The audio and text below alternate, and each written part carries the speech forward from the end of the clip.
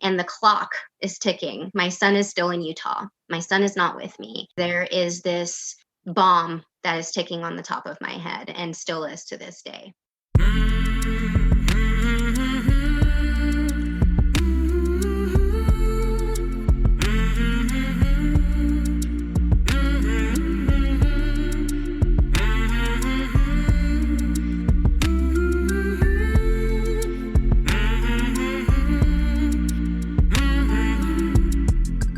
Hey there, my name is Sean and this is Suicide Noted. On this podcast, I talk with suicide attempt survivors so that we can hear their stories.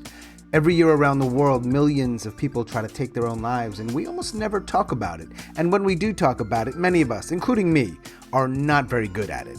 So one of my goals with this podcast is to have more conversations and hopefully better conversations with attempt survivors. A huge thanks to all the attempt survivors who have joined me on this podcast since we launched in July of 2020 and to everybody who listens. We really appreciate it.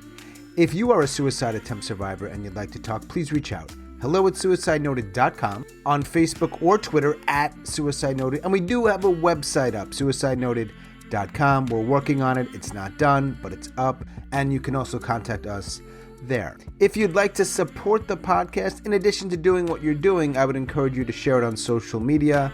If you listen on Apple, rating and reviewing really helps. And I'll put a link in the show notes for ways you can make a financial contribution if that is your jam. But however you support, thank you. We really appreciate it. And please keep in mind, we are talking about suicide on this podcast, as the title suggests. It may not be a good fit for everybody, so please take that into account before you listen. And of course, you can always hit the pause or stop button on your podcast player. That said, I do hope you listen because there is so much to learn.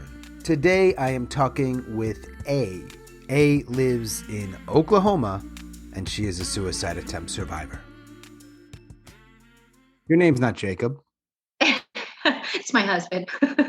Are you in a comfortable place to talk? Yes, I am. I just put my little boy down for a nap. Got the office to myself, so we're all good to go. Awesome. Great. Yeah. A in Oklahoma. You're my first person from Oklahoma. Yeah. Cool. Good deal. You're not the only person who has attempted suicide in Oklahoma. I know that. I believe that. No doubt. Mathematically, I'm always so curious. There's a few things. I'm curious how people find the podcast, how they stumbled upon it, where their story starts. So how do you want to start this? And we'll get to everything. Yeah, no, I definitely want to give you a little bit of background on my life. I think that it's certainly important to get a full picture. Believe it or not, my first or initial attempt was in 2018, and I went through my process and have continued my process of healing and just really addressing some rooted issues that go, all the way back to my childhood. But I was having just some real emotional, just kind of garbage kind of come up over the last few months. And I realized that my self-care methods, although have been working really well and have been great for me, have kind of just fallen a little stagnant. And so it just kind of seemed apparent that I needed to add some additional tools into my life. And so I just got on Spotify. It was like, man, instead of listening to XYZ podcast that's not really giving me or feeding me spiritually or mentally, what can I do to really just kind of eat, sleep, and breathe wellness right now?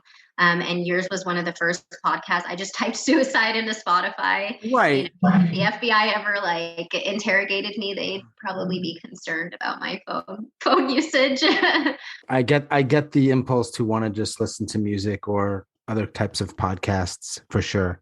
Now, you said self-care. Some people would hear this and think, wait, I'm a little confused. Someone's trying to improve their self-care and they put the word suicide into a search engine, Spotify or whatever it may be. Can you expound on that a little bit? Yeah, most definitely. I think it's a little bit of misinterpretation or misconception on when we call it that, and it's really been a theme of my life.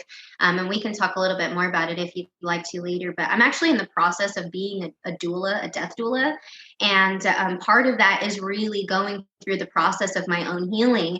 And I think one of the biggest things when you have started a journey like this to really find some wellness in your life is you have to face all of that, and you have to hear the ugly, like dark shit, and you have to process the things that you don't want to say in the mirror or to your, closest friend or, confidant. And so I think part of my healing process really has just been looking at things for what they are, and being able to be on the other side of that when I hit pause or stop on the podcast and be like, hey man, I made it through that shit. I made it through an hour of hearing another person's experience that I can really fucking relate to. It gives me another hour. Yeah. All right. Let us, if you're comfortable, you use the words ugly, dark shit. Great segue. Was it your first and only attempt was 2018 or the first? My first attempt was in 2018. I had a situation sort of unfold over the last month where I did threaten in front of somebody with a knife to my wrist, and just, I don't think that I necessarily wanted to die in that moment. I think I just really, needed to feel heard, and the pain was just greater than the idea of not being here anymore. When you're like a kid and a teenager, is your life, however you define it, kind of stable-ish, normal-ish? It's really hard to gauge that for myself. I felt like my life started out up until about the age of 6. I was born into withdrawal from narcotics from being in my mother's womb, and her not taking care of herself, and then really just the addiction of that unfolding. Yeah, so really kind of a rough start into life. My mother passed away when I was 6. She sort of succumbed to her addiction for, I want to say the 7th or 8th time, according to facts that I've been given by family. And then I was placed into my father's custody with my other 2 siblings of 5. And we moved up to Utah, and we had a little bit of a rough start, and then we moved out to a small town. And I think my father's intentions were really to just shelter us and keep us on the straight and narrow. And in the process of doing that, I think really kept us from some really important conversations that we needed to have. Ironically, we had to reschedule this interview. I listened to one of your previous interviewees and from Virginia, and hearing her story really, really impacted me, and sort of triggered some important things that I felt like I needed to address with my father, and him being also kind of a dry drunk, very angry person, sort of living by this: if they fear me, they'll listen to me because I'm afraid. And, my father was a very afraid and angry man as well. It took him until March of last year to admit to me, after being given some information by a different family member, that I was actually adopted, and that my biological father did abandon, my mother and us, pretty early on in life. And so I was sort of given that, weight sort of dropped on me. And although it was very impactful and traumatic in the process of my healing, I felt like it came at the right time. But I also felt like I was really just thrown into the thick of all of it, and really, really being able to understand this world of healing that really has needed to happen in my life for, 30 years. Just so I'm clear, and it actually doesn't matter that much, but I'm just a curious guy. Yeah. When you referenced, so obviously you said how you came into the world, you later learned that about your birth mother. Yes. And then you were given up for adoption by your birth mother and I assume her partner or father, biological father. So when my mother passed, they had nobody to place us with, other than with another sibling of mine who was of age at the time, but she was very young. And so my not biological father, but my adoptive father, who is the bio father of my other 2 siblings that moved. Half siblings, right? Yes. And he was very adamant of wanting to take us and protect us and keep us together. So in my eyes, that man earns brownie points. He really, truly just showed up and showed out for me with really no conditions that were left behind on that. So. And he is the one who adopted you, who you were referencing as dealing with some anger stuff. Correct. Because he's the person you were around, right? Day in and day out. Yeah. Adoptive dad is dad. Through and through. Gotcha. Yeah. So I was sort of the original question, childhood, teenage years, you're going through stuff. the birthplace, so to speak, of some of our pain and trauma that might be in part leading to these acts. Yeah, kind of a crash course on the history of me. So, However you want to do it, sure. yeah, my teen years, as far as like the health or mental health issues that I would say that I have dealt with, I would consider it more of like a complex version of PTSD. So I did go through the childhood traumas of abuse and neglect and abandonment. And then on top of that, when you're in high school and junior high and you're learning about your body and boys and relationships and all of these other things, you can sort of re-traumatize yourself in the process of that if you don't have the tools to just value yourself and take care of yourself. And so I experienced some traumatizing things throughout my teen years, in emotional relationships, and then also from like sexual assault, and just being in an environment where the male person was a perpetrator and really harming me. And when I was had just kind of turned into my early 20s was when my addiction had sort of kind of taken over. So I started to numb with anything and everything I could, and my primary poison was opiates. When I got into a relationship in the process of this addiction, and I don't even call it really a relationship because you can't really even call it that. It's just this toxic situation of really misery loving company. This individual really, really sort of was the catalyst of the things falling apart and hitting bottom. And also really it sort of skyrocketed me into the middle of all of that thick, toxic level of pain. And this was in 2015. My addiction had gotten so bad that I was completely kicked out of my home. My oldest son was taken from me, just on my own volition of just understanding that was the best option in my family, trying to be there as a support for him mainly. And I was just kind of told to kick rocks. And I walked out that door at like 11 o'clock in the morning. I'm a very firm believer in divine timing, and this is part of that reason. But I walked up what I felt was like 1,000 miles, and I got to this proverbial but real crossroad intersection. And it was like my dad's house is behind me, my sister and my son are in front of me, the police department is on Main Street, and I can take a right and just take the shortcut and find the easy way out. And what I mean by that is just going to get drugs and hoping that I don't wake up. And I took a right. To be honest with you, I took a right and was like, fuck this. I don't want to be here anymore. This pain is too much. Everyone is better off without me. And quite honestly, I don't feel like I have anything to live for anymore. Everything's been taken. So I took that right. And in the middle of me going through this, I'm like in full blown hallucinations, man. I am like a toothpick. I have the clothes on my back. It's like 30 degrees outside and I don't even have a sweater on.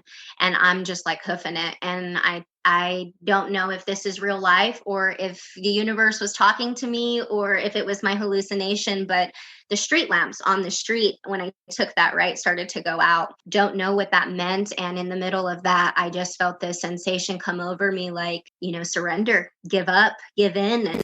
And I dropped to my knees and was like, please, if there's a sign. It was like this first sort of foxhole prayer that I had tried to, or attempted to make to God or, whatever that was to me at the time. And I had no idea.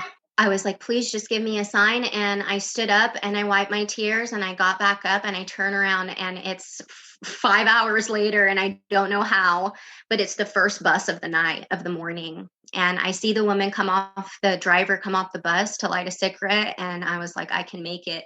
And not only that, this bus had like big yellow arrows on the back of the bus, like I'm right here, salvation.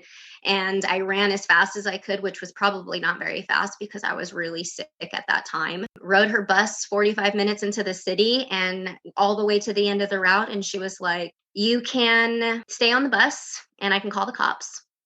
I can call 911 and get you some help. Or I can give you a free red line ticket. You can go around the corner and get on the fast track and see how far south you can get. Who was this woman? I know. The crazy thing about this is it was you. I'm telling you, this woman saw herself in you. I promise you.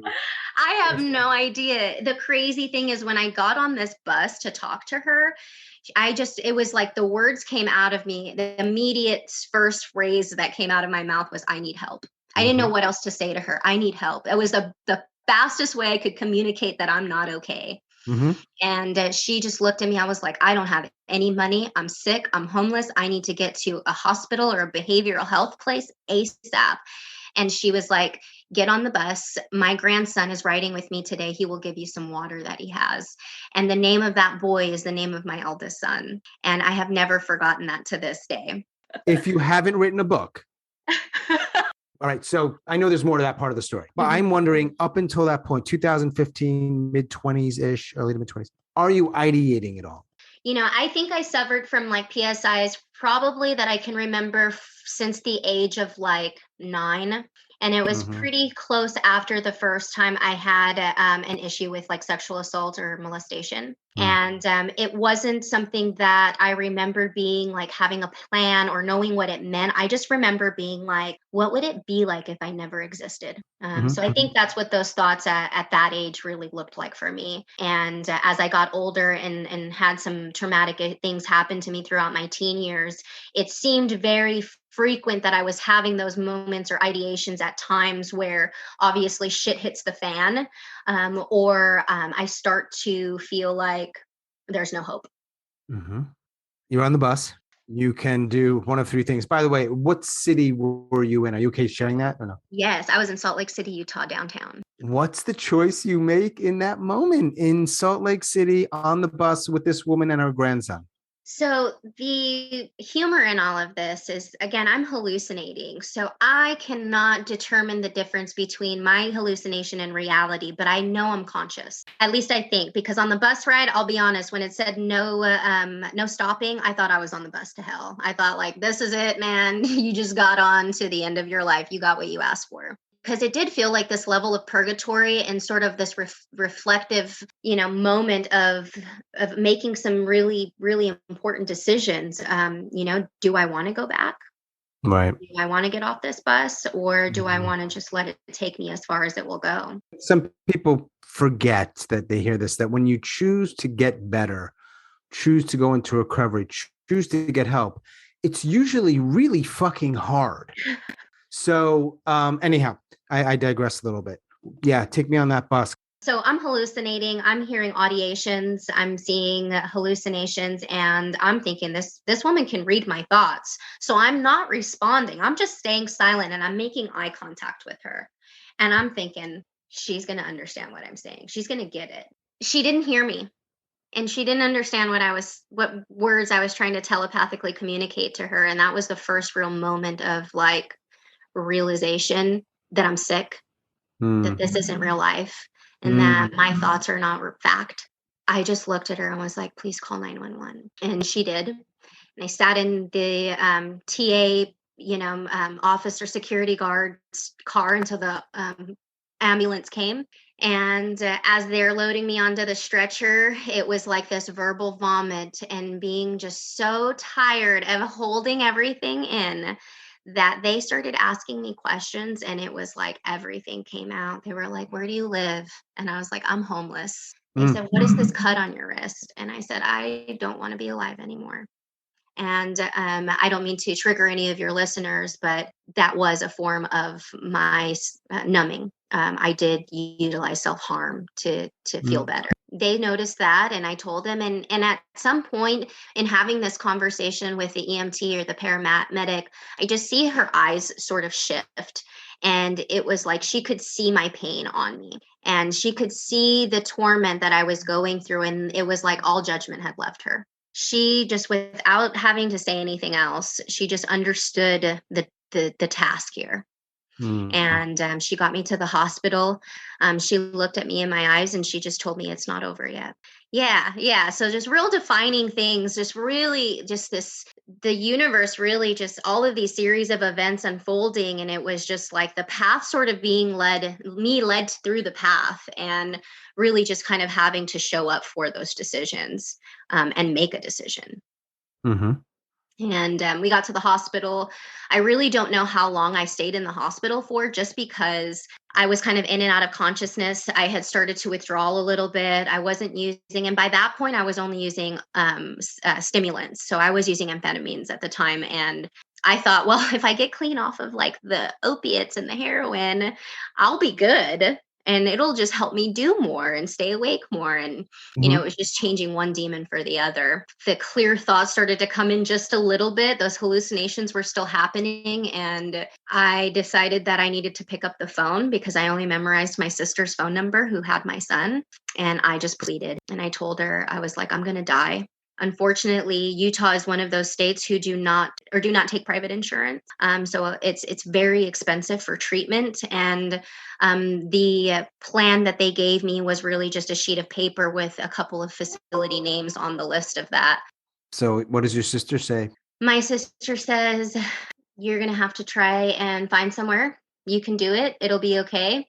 And she hung up on me. And I called her back. And I said, please, I'm going to die. I'm not going to make it. You're never going to see me again. And it wasn't a threat. It was just this genuine knowing that if I didn't fight for myself and for my life here, that I was going to die. And she just said, I need you to stay where you're at. I will be there in 45 minutes. Do not move. That call that you made, the second one, because some people understandably would be like, nah, fuck this. I think it's such a metaphor for option A and option B. I feel like we're so used to choosing option A consistently about our choices because we're so comfortable with that. And, I can get into all the like cliches of recovery, but, that's really what it is. And it's like, okay, let me do something differently instead of my ego getting in the way and saying, all right, well, F her and I'm going to just figure it out. I really had to sit all the way down and be like, hey, I'm hurting here and I really need you to hear me. And it was one of those moments where it did not fall short, and she did hear me. And although I didn't always feel that support that I needed from her, it was one of those moments where it was really defining in my life. So do you find a place to go and get better? Yes, but not after waiting for her at the hospital, because when I walked out the front door, I'm thinking cops are after me. I'm thinking people are following me. And I see the first car that pulls up to the hospital to drop a family member off, and it's two women. So I'm like, I'm safe. I see a sister with her younger sister in the car, and the younger sister has burns on her face. So I'm assuming she's being seen or treated for that. And they said, hey, come get in the car. You look really upset. Do you need to use my phone? I called my sister again because I was scared. And I was like, do you promise you're coming? They could see how upset I was. And the woman that was driving was like, hey, I can't sit here with you because there's cars moving and I've got to be somewhere. And the younger sister in the passenger seat said, I have an appointment. I'll wait with you. And this complete and total stranger sat down with me in my total blubbering, hallucinatory mess and just started talking to me. And she just talked to me about everything. And it was the first time that there were no conditions on the things that I said. Nothing could come back to me. What was she going to do? Walk away if she didn't like what I said? So when she started talking to me, I was giving her these very honest details about what had unfolded over those days with this significant other that I'd had in the process. In the process of that, she told me that people thought that she had gotten those burns by an accident and that she had done it to herself. And so I had made this, guardian angel friend, and to this day can't remember her name. And she sat with me even when I tried to walk away that entire 45 minutes until my sister got out of the car and pulled me in there and was like, I'm not letting you out of my sight. So there just seemed like there were several moments, sort of what you shared, where it could have just gone that other direction. And you're probably not talking to me right now. Yeah. There's a moment in the car where she's driving me to FedEx because I need to get papers notarized because my son is priority one to everyone except for me at that point. And I don't hold a lot of guilt anymore for that. I have forgiven myself for being so preoccupied with my pain that I couldn't focus on my child. It is something that I very easily triggered by, though. And so I think that in the process of me being in the car, she's driving me to FedEx and she sees I'm not wearing my seatbelt. And I'm just like, I'm speaking in tongues at this point because I'm just so not there. I remember having this hallucination or like visualization in my head that I was going to jump out of the car. She was like, do not make me slam on these brakes in the middle of the highway. Like, put your seatbelt on.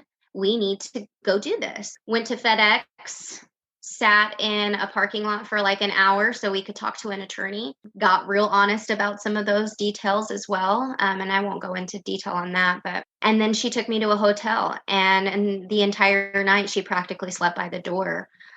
She would wake up and be like, "You're getting really awfully close to that balcony." And I tried to go get like, I remember this even though I was hallucinating, trying to go get Tylenol and just like trying to walk out the door. And she's like, "What are you doing?" She's like, "How are you going to get it?" Told her I was going to probably steal it. And I think I was looking for any excuse or any path that was not going to allow me to be here anymore. I was so ready to be done. So there's one thing I'm not clear on. When you say I need help and you go to the hospital, two questions. Why do they let you out? Exactly. They get me less than 12 hours. Then so there's this sort of serrated edge. Things aren't smooth. So when you get out, even though you went to the hospital and you didn't need to because you wanted help, now you're back with your sister and you might not want help now. Sort of going back and forth, you're fighting it, you want help. At this point. Yeah. I'm squirming in my pants at this point. I have taken it this far and I'm getting cold feet. I'm like, I don't want to do this anymore. I can't go through this and walk through this. But are you also going through physical withdrawal from drugs? Yes. Yeah. I mean, that's also a big part of this, right? It's a physical dependency that your body's needing. Yeah. It's like a physical level of pain and an emotional level that has kind of always been there. And so for a long time, the addiction was really my way of not focusing on it. It was just another obsession that I could take away from the attention of that. And, I'm a very intelligent and smart person. So when I make a decision about something, I go for it 100%. And when I chose addiction, it took my life from me very, very quickly because I was so adamant about it. I spent a fair amount of space in the world of personal narrative storytelling. And one of the things you never want to do, or not typically, is give away the end. The challenge here is we know the end, in part because one, you're talking to me. Right. And then two, we have already established that you had an attempt after all of this. Yeah. So in my mind, I'm like, okay, so between 2015 and 2018, there's a lot going on there, and presumably after. So you're in the hotel. Yes. So after the hotel, we wake up the next morning and I'm still in such a hallucination that I think I've been in a coma for 3 years and I'm just waking up for the first time. Nothing is real. And she drives me to an airport. She puts me on a plane. I'm originally born in Texas. So we have close family friends that live in Austin. She put me on a plane flight and I walked off the plane on the terminal, and my connection flight, I almost didn't even make it to Austin. By the grace of whatever is out there, I made it. And I get off the plane and my family member lets me dry out on their couch for 10 days. I'm sure very painful days for them because they were watching me like I was a toddler. And it was a very, very ugly process to not be in a detox center, to not have clinical, professionals near me. I also feel like it was something that I needed to experience because I work in healthcare and I know what the process is and I know how to manipulate the system. So it was very easy for me to be able to use that as a cop out, and being in that place for 10 days was just very eye-opening. And at the end of the 10 days, I get placed into a in-treatment patient facility. I don't know that they are still around anymore, but they are now called the Council on Recovery in Austin. And they housed me for 28 days. I went into sober living after that. And for 3 years, I eat, slept, and breathed NA and AA. And so you talk about my attempt happening in 2018. Well, again, although addiction was not a healthy tool, and AA and NA are very healthy tools, it's still a distraction and a way to not focus on the root of my issues. And, even in doing the 12 steps and all of that, right, you can write anything and everything down, but if you're not doing that self-reflective work and really addressing those issues, you're not going to do any real work that needs to be done. Couple of questions. One, why do you go to the home for 10 days and not directly into the 28-day treatment center? So because I was not a resident of the state, I had to be a resident for so long, and in order to do that, we had to get an address and all of that set up. So I had to go through, assistant state services and in the process of interviewing, and them really being able to understand and see how sick A is, and when we can get her in. And to be honest with you, when I got into treatment, that was about as quick as anybody could get into a facility, because the wait time for beds once I am admitted was like 30 to 60 days. How many people do we lose in those days? I don't, this isn't really a podcast about our healthcare system, but it comes up a lot. Yeah. And it really is just like, yeah, it's a rabbit hole. I don't want to go down, but the argument that we don't have the money or resources is just such bullshit. I agree. It's a choice that we're making, because I think for the most part, decision makers look at people like you or you then and many others as, I mean, really, do we really give a fuck? Right. Like, let's not candy coat it. There's also some great human beings out there. You obviously came across some of them. For sure. So they're all, but it's just upsetting to hear that you have to jump through hoops to get help. You know, Sean, the biggest fuck you to the healthcare system, to be honest with you, is being able to stand up in front of a classroom and teach the way that I teach. Because compassion, care, and ethics, and the ability to contact or connect and meet a person where they're at, I think can save anybody's life. Yeah, so, I get my revenge in some ways. So you hustle your ass off for 3+ years. Yeah. Sounds like you're clean. Yeah. Yes. I've been clean. I do live in a legal state, so I have my own maintenance, and I don't apologize for it. And I live, for the most part, a pretty healthy and maintain a healthy lifestyle. At the same time, there are still some issues there. And I wouldn't be having this conversation with you if everything was all peachy. So Correct. There's no delusion or, misconception there for me. I utilize things in moderation that I feel like give me a healthy state of mind. And I choose not to engage in pharmaceuticals anymore. So 2018, I am now moved in with the father of my newborn child, who is 6 months old. I am working full time. I am trying to provide a level of income and savings so that we can get our life started. And my son, and the clock is ticking. My son is still in Utah. My son is not with me. And there is this bomb that is ticking on the top of my head, and still is to this day. And this is probably the sorest part of the conversation, so excuse me if I get a little emotional. So in 2018, I am being told that we are going to start the process. We are going to move forward with getting my boy here, and we're going to move his stuff here. We're going to get it all done. June 9th is the day. That's the day that we scheduled the flight. And excuse me. Take your time. I was dealing with some health issues that were popping up at the time, and I still have to take care of some issues that it is a long-term and sort of a chronic thing that I'm going through. And I did not want to admit when someone called me out that I was starting to sort of wean back on over to self-medicating. And numbing the pain, because if I could focus on the getting rid of the physical pain that I was feeling, I'm not focused on the mental. I got into an argument with a loved one, and I said, all right, well, fuck this. I am done. I'm leaving. I'll just leave. You don't have to, I won't be around anymore. Fuck it. And thankfully, my son was taken. I did not have my son with me. I got in the car, no phone, no money, just my keys and my car. And I remember having, previously to that, just to give you some, background information, a week before that, I had admitted myself into a behavioral hospital. So I had already told people, like, I think I want to kill myself. I am going to hurt myself. And I spent 10 days there. Quick question. And this is getting to the a little too sensitive. No worries. Yeah, no, go for it. June 9th is the day that your son was supposed to come and didn't come, or June 9th is the day that you're talking about now? June 9th is the day that I'm talking about now, and the day that I was supposed to get on a flight to go get him. So it's the same day of 2018. I was supposed to get on a flight to go pick my son up to bring him home. And instead, on June 9th, I decided to take this route.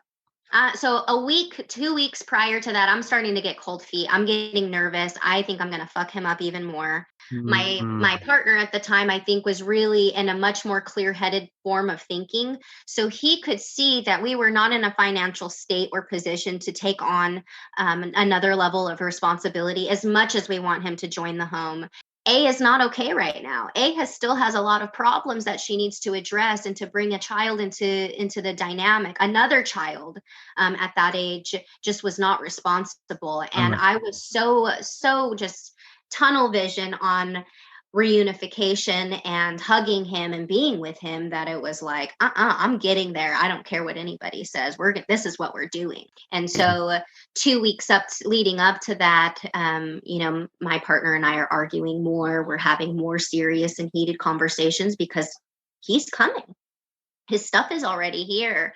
I remember just getting into an argument the morning of and walking out the door and just having an ideation of like, I could just kind of turn the wheel of this car and to go off the ditch or the bridge, or hopefully maybe a car will hit me. And if I survive, I'll just be like, oh, I sneezed, already thinking of the alternatives. I got to work. I worked at a medical or a doctor's office, a primary doctor's office, who had prescribed me a lot of psychiatric medication.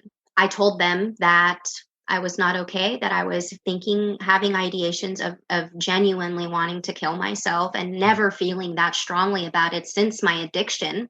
So for 3 years, I did pretty good. They placed me into an inpatient hospital, mental health hospital, for about 10 or 11 days. And then when they discharged me, I just remember pulling up to that driveway and being like, okay, my problems are still here waiting for me. 100%. Nothing has changed. Nothing is true. And so go back inside and I realize my son is still coming. I'm not ready to pull the plug on this yet. So I'm determined. And everybody is looking at me like, hello, you were just in a hospital, and you're bringing your child. Wake up, Ariel. And I discharge. I have this interaction with my loved one. I get in my car, I leave, and I've got all the medication that my primary doctor and my employer had prescribed to me. And not only is it, mood stabilizers, it's, benzos and all kinds of other things that are going to fuck up my brain if I take too much of it. And that's exactly what I did. I pulled into the parking lot of my work because I knew I could drive around the corner and nobody would see me. And I'm a cigarette smoker. So at this point, I'm smoking cigarettes and I'm flicking them into the back seat of my car because I'm like, fuck this. If the car doesn't blow up, maybe I'll fall asleep and just die peacefully. I left the door open of my car because I was thinking, if I fall out of the car, it's more likely when somebody drives in on Monday morning to see me than to just think the car is parked. So this was the first real time that I was going through and playing out to make sure that I would succeed in that. And I took over 250 pills of medication. And when I got into the car and left, because remember, I didn't have a phone. I didn't have, a lot of money. I had a few bucks in my pocket, and that money got spent on a large bottle of water and enough gas to get me to that parking lot. I downed the meds. I'm staring in the rear view mirror and I'm like talking to somebody up there. And I'm just telling them, like, I'm cussing them out. I'm just like, fuck you for giving me this life. Fuck this place. I don't want to be here anymore. Why is it that I deserve this? I have gone through X, Y, and Z, and I have just been this nice, caring, genuine person. Why do I deserve all of this pain from day one? And I couldn't live with it anymore. There was this moment where I just saw my kids. And I think for a lot of people or women or men who are in that moment, those sort of flashes of light happen, and you see that image and you're like, okay, I'm not going to get help, but I'm going to give you an option, just like the universe gives me options. And I'm going to get in this car and I'm going to start driving to the hospital because I've got 10 minutes and I'm already feeling the meds. So if I get in a car wreck and I die, it was meant to be. But if I get to this hospital as fucked up as I am, and they help me, and I come out of it because I got to pump my stomach. I'm not a stranger to what the process is. And I walk into that hospital and I asked for help once again. And I said, I took my medication, and the receptionist said, how much? And I said, all of it. And she said, okay, suicide attempt. Got it. Go to that room. And it was immediately the monitors went on. The room started to fill, and they made me drink this charcoal to pump my stomach. And they said, if you don't do it, I'm sticking something down your throat and doing it myself. And I was crying, and then the lights went out. And as I was falling asleep, I could feel this like sense of exhale, this release. And for a split second, I was so happy and relieved that I was ready. And then I started choking on a chicken nugget. A fucking chicken nugget, man. Wait, you're eating food there?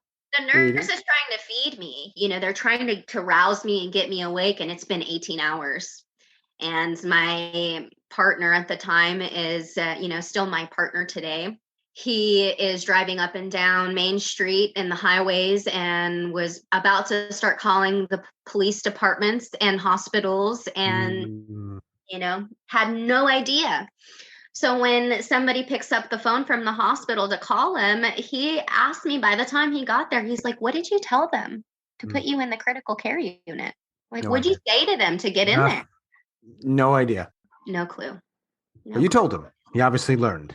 I did tell him the truth. He did become aware of the details more so now that I'm going through the process of healing, unfortunately or unfortunately, depending how you see it, in a more public light, because I feel like I have such a testament and a story to share that, I want to share it with other people, and I want people to gain something out of all of those details to be like, all right, maybe I can do this. Maybe I am capable of as much shit that I have gone through to be able to stand up and hold my head up and live in a little bit more light. That was your first attempt. My first attempt. When I asked you that question, you didn't say my only attempt. So 2018, your stomach pumped. Yes. I cut you off a little bit right at the chicken nugget, and that was an important moment. What's going on? Sorry. And then we'll hop to post-suicide attempt number 1. Yes. The chicken nugget, they had to fill my stomach up. I had, all this junk that was in there, and I needed to eat. I hadn't eaten in over 24 hours. So I was somewhat conscious. And so they were trying to force feed me. And so they were like, hey, you need to chew, I need you to eat this, and just really trying to rouse me. And so when I finally kind of came to and woke up, the nurse just sort of looked at me and was like, what the fuck is wrong with you? Are you fucking kidding me? Like, you should have had a fucking seizure, girl. Like, what are you thinking right now? Are you okay? Do you need to talk to somebody? Do you need a hug? Like, she was just very blunt and real and was like, you got this fucking security guard out here for 3 days staring at you now. You can't go pee with now anymore. She was like, talk to somebody. And she sent a social worker in to talk to me. And that was another moment. It was like the burn girl who waited with me for 45 minutes. I could see that she could see the pain, and I didn't need to explain anything other than what was coming out of my mouth. And she got it. And she was like, we're sending you back to that hospital. They sent me back for another 2 weeks. And once again, I get picked up. I drive back through that driveway, and my problems are still there waiting for me. And the sort of ultimatum was, you go back to treatment, whether you think you are, clean or not, because emotionally you were right back where you were, and you need to be an inpatient again.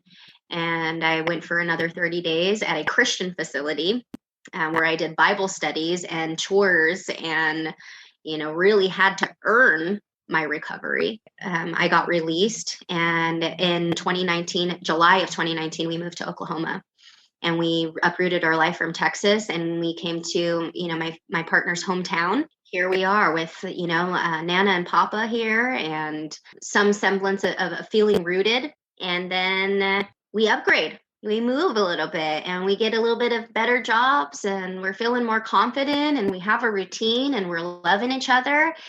And my son is still not here. He's still not here. Where is he, by the way? He's in Utah. Is he staying with? He's with my sister. Yes, he's with my eldest sister, who I just, can't thank enough. Although we have had our, ups and downs of our relationship, it has been something that she has just sort of unconditionally showed up for him. That is Oh my a God, solid move. my Yeah. kid would be in the system right now, and God knows what that would look like. She earns more brownie points too. So for sure, man. Yeah. I mean, I think it's I don't have research. If your kid goes into the system, more likely at some point, if this podcast continues, he's talking to me, maybe. Right. The cycle probably continues. Probably. Maybe. The system, we know what happens. Not always, of course, but a lot of times it's not really designed to help people thrive and flourish. It's just like bare bones. Who knows? I don't know. Yeah, I mean, I know there's a lot of great human beings trying, and they're doing wonderful work. So I never want to bash it, but we're losing people, and I just don't think we have to be. So yeah. So your son's not there. It's 2019. Some stuff has been going well. Mm-hmm. Things have been going well. I started a new job, really kind of getting back on track. We had moments where, I think for a lot of adults, finances can be a real big motivator when it comes to those negative thoughts and ideations, in my opinion. I think when you start to compare yourself to individuals who are more prosperous than you are at that time and see that there are things that you have and want and can't get, the walls start to close in on you a little bit more. And just to just honor other people in my life, I have had a series, my best friend in this world who really understood my mental illness the most took his own life. I've had classmates from high school take their own lives, and even my partner is somebody who deals with their own level of mental health issues and has, made a point to be like, hey, you're not the only one who experiences these things. And so it's so real how many of us actually have these thoughts. That's why it's so important for me to have this conversation with you, or for anybody to feel heard when talking about suicide, because there are so many times where you're like, who the fuck else is going through this? Right. Am I the only one that just can't catch a fucking break? We know worldwide that millions of people try to take their own lives, right? Yeah. We know that. And I wonder about how many people are on that path. If a couple million people try, and I don't know the numbers, how many more, multiply that by what? People that are suffering, are in pain, are thinking about it. There are just so many people. And interestingly, weirdly, despite, among other things, social media, another conversation for another day, we feel maybe more alone, certainly not less alone. Now, the cool thing about things like a podcast, someone will hear this, probably several people, maybe more than that, and be like, oh, yeah, I connect with that. Some of the stuff she said. And there will be people that feel less shitty and less alone. So thank you. Thank you. And there is no question about that. So from between 2019 and this year, it has been, just a weeble wobble, a balance of things. I feel like this past year in and of itself has been the greatest portion of my healing. So what you are able to get communicated from me now was not as easy to do so a year ago, or really to even identify my thoughts with my feelings. About a month or two ago, some conversations of, things, changing and financial things getting hard again, and having to be considerate of other people other than myself, and realize that the choices that I make in my day to day, although I'm supposed to be here for me and take care of me, right, my choices impact everybody and anything that comes into contact with me. So when I don't have a balance of that in my life, and I'm only focused on me or only focused on the other people, something starts to fall short emotionally for me. And I am just this, tried and true nurturer, and feel the need to love and protect and be there for everybody else. And in doing that out sort of gives me an out into taking care of my own thoughts. And so about a month or two ago, I got into an argument with my partner. I wasn't willing to hear the frustrations on his part as much as I was focused on the negative of how I felt, and I wasn't being heard, and I and me and whatever. There was a disconnect there in the conversation. And rather than me knowing better, And to be fair, my partner, has areas of work too, didn't walk away from the situation. And so it built up, and the anger and the things that were being said were building up and building up. And I cut my wrist. It was probably one of those moments I just sat there, I actually didn't cut it in the kitchen. I walked away and I threw the knife away, and I was so pissed off because I was like, you fucking pussy. Can't even do that. I was mad at myself because I feel like I have a really hard time with like not being passive to other people and standing in my truth, letting my voice be heard. And so I was so angry with myself that I was like, well, if I'm going to, C word, I am going to do it in private, and hopefully I'll do it well enough that something will happen. I bled, but didn't cut deep enough, thankfully. The rest of my day went on. I went to a family member's house to do some extra work, and it was like, all right, keep on going. And so I think what I learned from that attempt for me was that just because we get to a point, even after the point when we actually attempt, it's never too late to back out. It's never too late to crawl out of from under the blankets and say, I'm going to continue on with my day. Or you don't have to continue those ruminating thoughts because you're determined and stubborn to believe that truth, when you can say, I'm done with this for right now, and something that I had to work on, and thank God I'm not there anymore. But for a year straight, it was like, I'll kill myself tomorrow. I'll just kill myself tomorrow. I won't do it today. I'll just do it tomorrow. And here we are, however many years later. And, back from that one, from this past attempt, or attention seeking, I call it, because, there's a motive there when you do those things.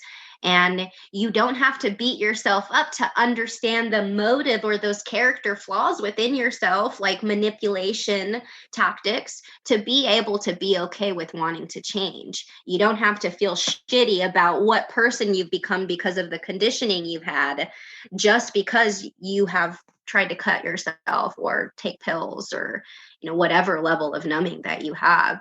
And it's important for me to vocalize that more, because some days I want to lay under the covers and be like, no, you need to be upset with this. You need to replay this thought over and over and over and over again until you're sick of it. And maybe you'll want to kill yourself enough that you'll succeed, or I can get out. Did you ever get a diagnosis that you think is accurate? No, I don't feel like anything that I've gotten was accurate, because I don't believe it's a one size fits all. And I think as a society, we like to categorize things. And I think when we look at internal things, we can always put a name on it, but can we address it and fix it? Given what you just shared with me just before what you said there, and if you've heard the podcast, you've heard some of these questions. You're 30? Yes. Are you going to make it to 31? Yes. I say that not egotistically. I say that confidently, and as a testament to the work that I'm continuously doing. I don't know that I won't walk out the door, that I'll walk out the door and not make it. I do know that if I continue to do what I'm doing now and putting one foot in front of the other, I will make it to 31. How many people do you have in your life when you're having a shitty day or a shitty moment you can talk to in a way where you feel, insert word, good, heard, connected, the things we presumably all of us want? Yeah. I'm a firm believer in quality over quantity. So I would say I have about like 4 real solid people in my life, either family members or friends, that don't need to respond in order to get it. They don't need to feel the silence when I'm having those days. And that's the biggest thing for me. How many people know about either attempt? In the beginning, when it first happened, only my family knew. And once I became more comfortable in sharing my story and my journey with my death doula work, I felt it was important to share with the world about my suicide attempt. So I did share that publicly, actually, on a podcast. Oh my God, I wasn't the first fucking podcast. I actually made it myself. I did one episode of a podcast. And do you mind if I say the name? Of course. Yeah, and we'll put a link to it. What's the name of your podcast? It's called Death is But a Dream. And the first episode, I only created one. It was in September, and I'm just in the process of school and creating a better plan. But the first episode is called Till Death Do Us Part, and it's actually talking about near-death experiences. Is it on Apple or Spotify? It's on Spotify. I'm going to listen to it. Yeah, thank you. Only a couple more. And then I'll add, then of course you can add anything else you want. Yeah. I also know that you have a young child who probably wants his mother. Are there any myths? And some of them have come up in the course of our conversation, but are there any myths you want to explicitly and clearly say, no, bullshit? I think we did address it both in some way, but I would like to restate them. I think that a lot of times as a person who suffers from mental illness, we tend to focus on the name of what we have and what is wrong with me. And I think that it is not a one size fits all.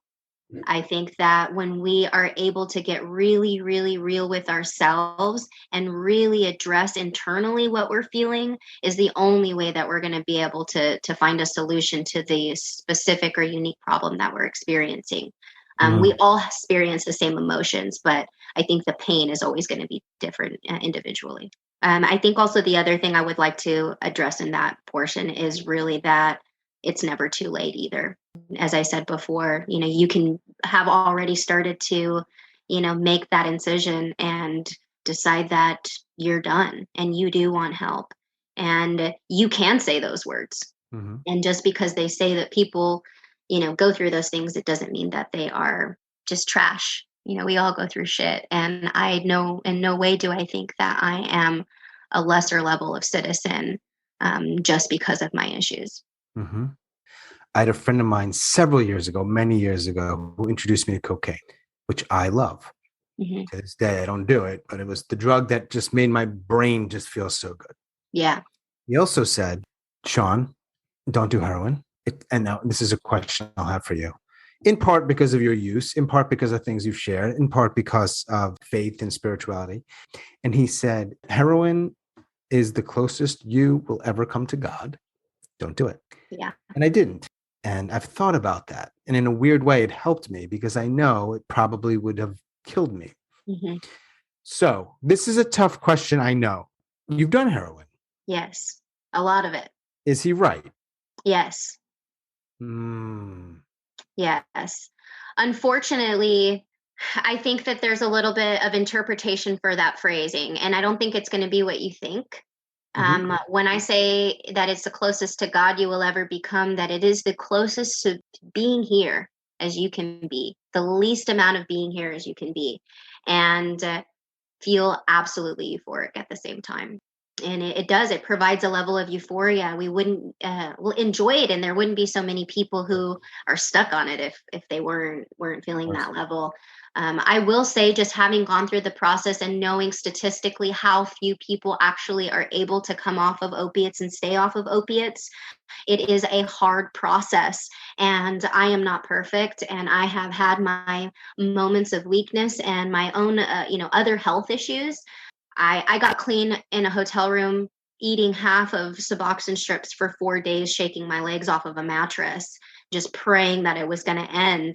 And I am so grateful that I stopped using. I am so grateful that I stopped using, because as much pain as I feel like I still have to work through and cope with and process, the level of pain that I felt when all of that came to a head is far greater than any death that I will ever experience. No, I know that you're not going to hire me to help name your memoir, but I would consider somewhere in the title or subtitle, and I think there will be a sort of positive bent to it, but ugly dark shit. Ugly dark shit. I that might be subtitle. It might be somewhere else. I just don't want. I want you to consider using that. Finally, before we say goodbye to one another, your work, is it Death Doula? Yes. A death doula. Why'd you do that work? Why did you choose to get into that field?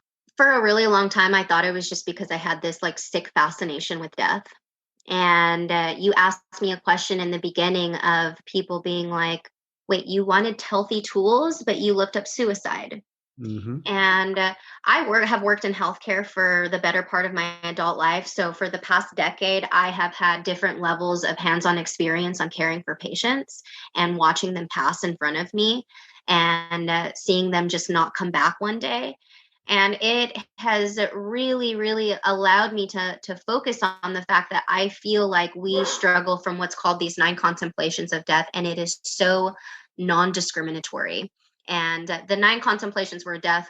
They were written by a philosopher years and years ago, centuries ago. When you look up the 9 contemplations, you will realize that any and everything and any decision that we make, it all kind of surrounds on this fear that we have that we won't be able to attain or accomplish something before we die.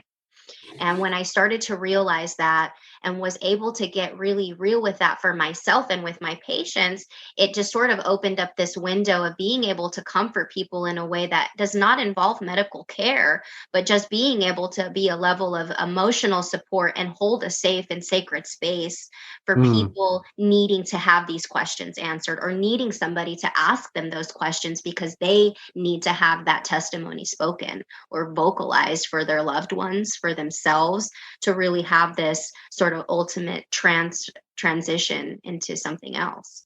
Yeah. I mean, obviously the nature of death is different than the nature of birth, but there is when you said some of that, it's kind of like a midwife. Yes. I'm not sure if that's if that's an outdated term, but no, it's midwife for death. It's just interesting how as a culture, it's not just our culture, we've gotten so far away from some of the things that worked for centuries. And when we got away from them, it seems like we just totally got away from them. And we try to replace them with these other things. It's like, wait, but those worked. But we've done that with almost everything, like medicine, for example. And we're slowly just now starting to connect back to natural medicines that have been around for centuries. And I think it plays such a huge part into mental wellness.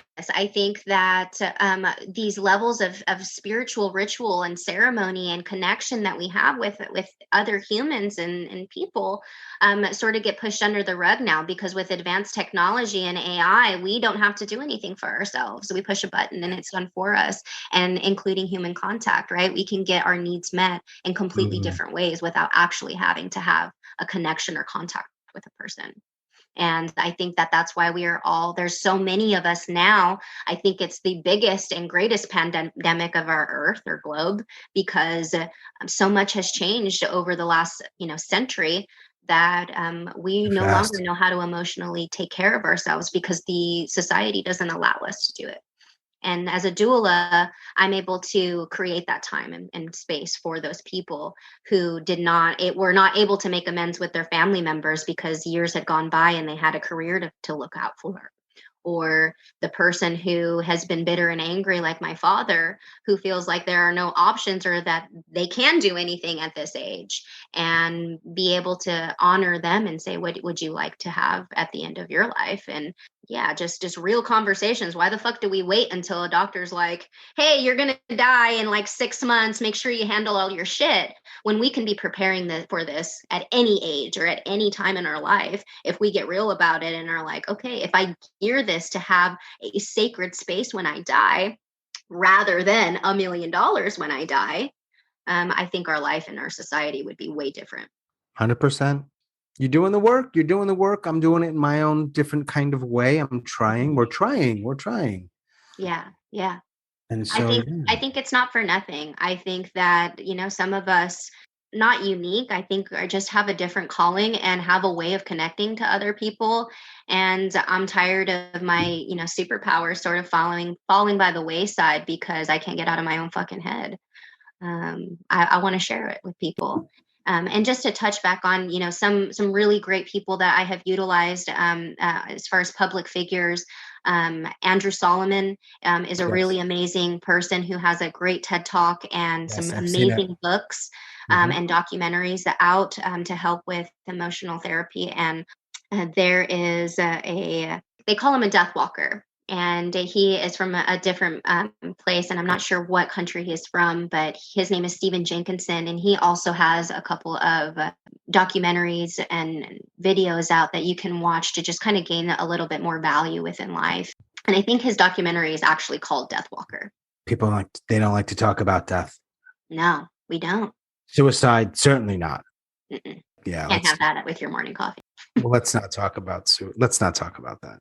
Let's not do that. But apparently some people want to. because you're here. Other people are here. People hear it.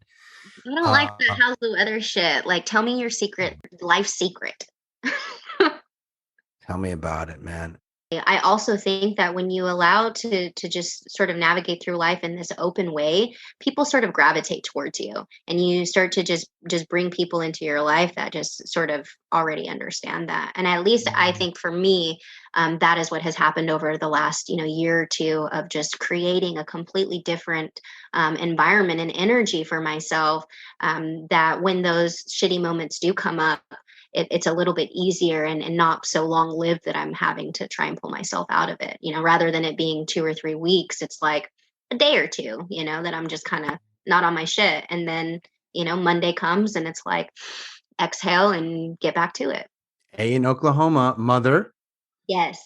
Doula. Wife. Wife. Phlebotomist. That too. And among other things, no doubt. Suicide attempt survivor. Suicide survivor, for sure. That definitely gets a gold star on my jacket. So. Thank you. Thank you, Sean. It's been a pleasure.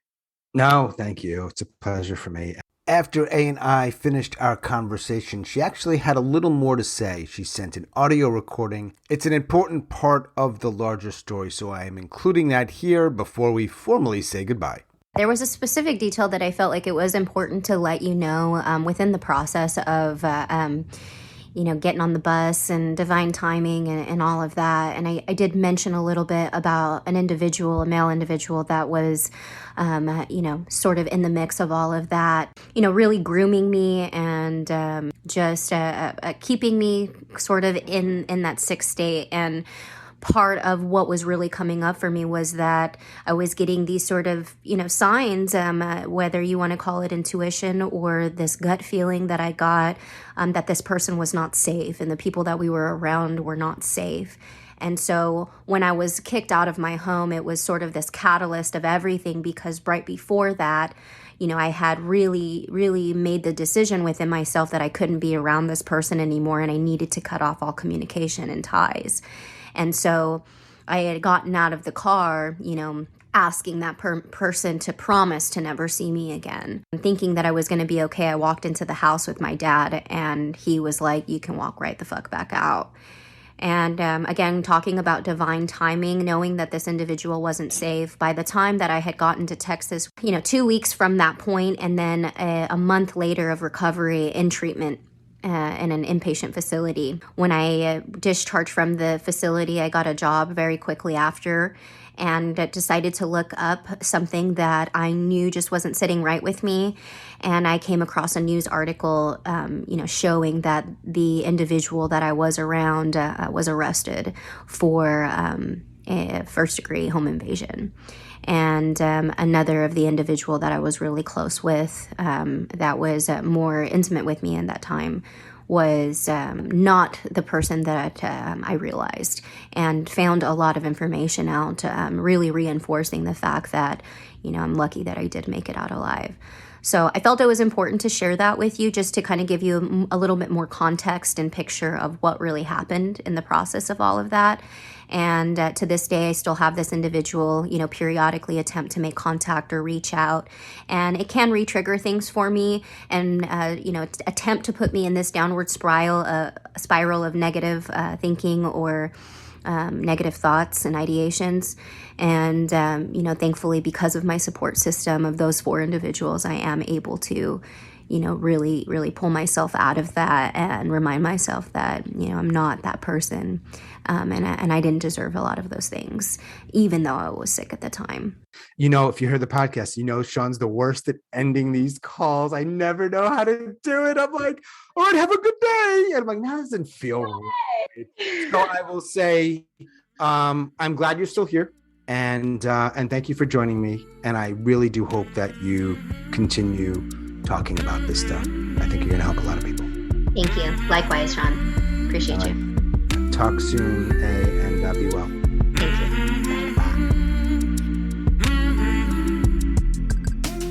As always, thanks so much for listening and all of your support. And special thanks to A out in Oklahoma. Thanks so much, A. If you are a suicide attempt survivor and you'd like to talk, please reach out. hello@suicidenoted.com, on Facebook or Twitter @suicidenoted, and we also have a website. We're working on it. It's not done, but it's up. suicidenoted.com. There's a contact form on there as well. Help us out if you would. Let folks know about the podcast, especially folks who may need to hear it. Share it on social media. If you listen on Apple, I know I say this a lot, rating and reviewing helps people find it. It really does. However you support the podcast and those who are a part of it, thank you. And that is all for episode number 105. Stay strong. Do the best you can. I'll talk to you soon.